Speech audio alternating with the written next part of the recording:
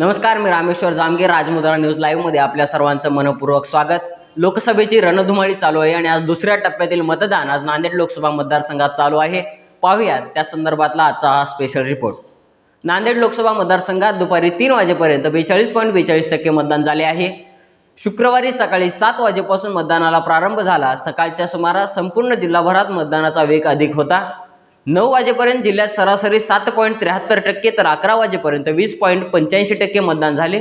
दुपारी 1 वाजेपर्यंत मतदानाची टक्केवारी 32.93% पोहोचली.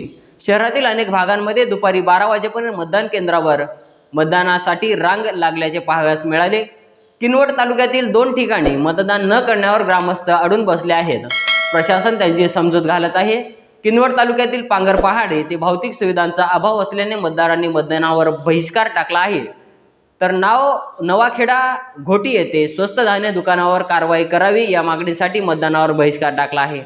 दुपारी 3 वाजेपर्यंत या ठिकाणी केवळ 2 मतदान झाले होते. अंबाडी तांडा येथे मतदान यंत्रात बिघाड झाल्याने अर्धा तास मतदान बंद होते.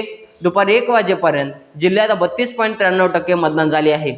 त्यामध्ये भोकर विधानसभा मतदारसंघात 33.92%, देगलूरमध्ये 30.82%, मुखेडमध्ये 31.72%, नायगावमध्ये 30.68% आणि नांदेड उत्तर मतदारसंघात 31.82% तर नांदेड दक्षिण मतदारसंघात 36.15% मतदान झाले. दुपारी उन्हाची तीव्रता वाढल्याने मतदानाचा वेग काहीच थंडावला आहे. अनेक मतदान केंद्रावर मतदान अधिकारी यांना मतदानाची प्रतीक्षा करावी लागत आहे.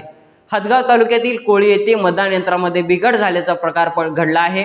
मतदान केंद्र क्रमांक 37 मध्ये ईव्हीएम मशीन बंद पडले. त्यानंतर तब्बल 1.5 तासानंतर मशीन सुरू झाल्याने मतदान पुन्हा सुरू करण्यात आले.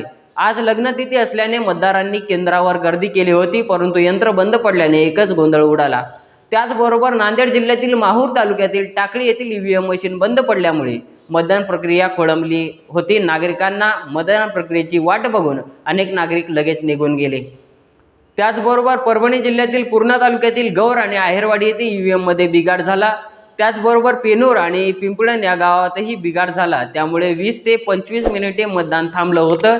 यामुळे नागरिक खोळंबले होते आणि नागरिकांची गैरसोय झाली होती. धन्यवाद. या पद्धतीचे अजून अपडेट तुम्हाला जाणून घेण्यासाठी राजमुद्रा न्यूज लाईव्ह या चॅनलला सबस्क्राईब करा आणि तुमची जी मतं आहेत ती आम्हाला कमेंटच्या माध्यमातून कळवा. मनोरंजनाचं प्रबोधन, करमणुकीचं उद्बोधन, बातमी अचूक, माहिती बिनचूक. पाहत रहा राजमुद्रा न्यूज लाईव्ह.